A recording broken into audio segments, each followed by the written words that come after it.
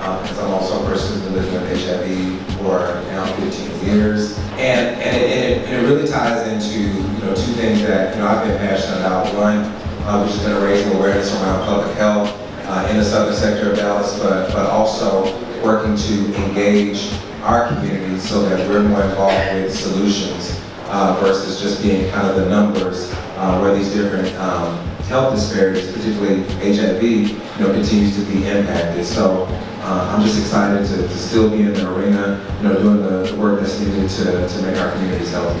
I think we have to normalize the conversation. We have to have these conversations in our homes, in our churches, at the picnics. I mean, we have to let kids know that, sex is here and these are the things that you're going to encounter once you start to have sex. And actually just have those open conversations to educate them on what this healthcare system is, how it will treat you, and what you need to do to navigate it.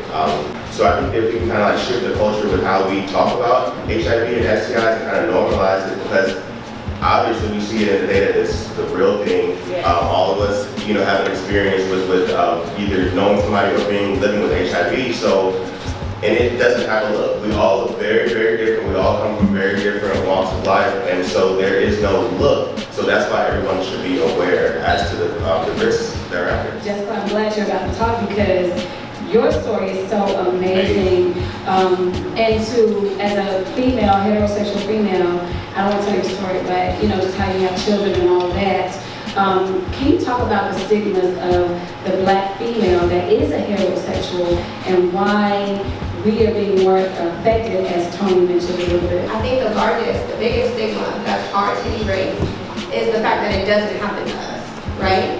And then when it does happen to us, it's the automatic assumption that you slept with a gay man. Point blank, period. It's hard to convince anybody otherwise. We forget that there are people that are born with HIV. My story is that the person that gave me HIV was born with HIV. As we all know, 70s and 80s was an era of drug use and things like that. His parents contracted HIV sharing needles.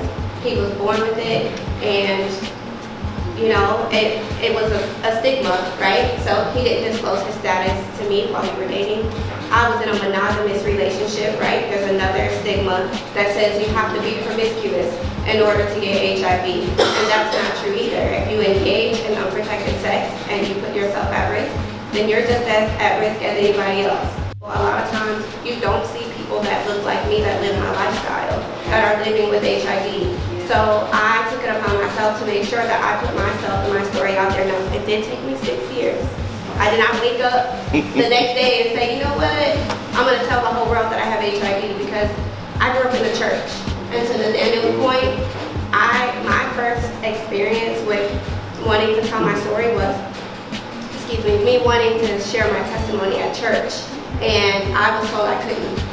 But at the end of the day, nobody is exempt from contracting HIV. If you engage in the activities, then, and that's why it's important to me to spread awareness and to share my story, because I do want people to know that they can thrive. How can you have those conversations without offending someone? Because sometimes it can be offensive when you ask someone, what's your status? And even if you're just casually dating, when can you ask somebody your status?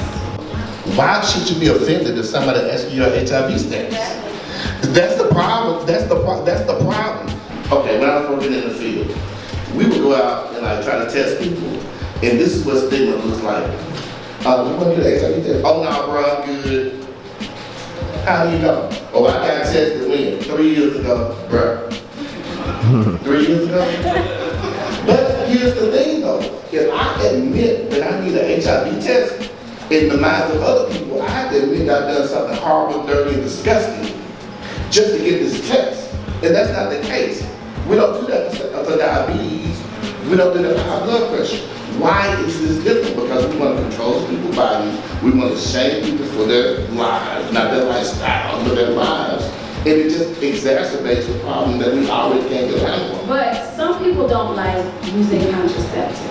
They say they don't like the way it feels, they don't like the way it smells. They make all these excuses, right? So what do you tell someone because you love them, you're in the heat of the moment, and you're like, hey, you need to use protection, and they don't want to to? Like, how can you navigate that situation and not put yourself in impossible danger?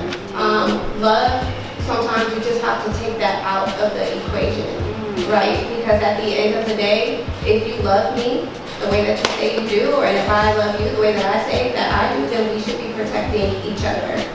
And before we got here, we should know each other's status, right? So the campaign, the Know Your Status campaign, it's know your status, know your status, know your status. When I say know your status, I always include and know the status of your partner. We have all the tools in our arsenal right now to end HIV as an epidemic. HIV could literally become polio if we were to educate people. Okay, first step, just don't have sex. You don't have sex, you can't get it. If you are HIV negative, get on PrEP. If you get on PrEP, you can't get it. If you're HIV positive, take your meds. If you take your meds, you can't pass it. If we all did that, what happens in a generation? Well, no one else contracts it. All of us who are living with it are going to eventually die of old age. So you have a world of HIV. It's education. People don't want to educate themselves. They want to continue to shame people. And really, that's the worst decision we can make, to decide to shame somebody. So like, whether we have a cure or not, we can end this epidemic. We have everything in our toolkit right now to end it. But there's a lack of education and a lack of follow through because people don't realize that they have reasons to engage in HIV prevention.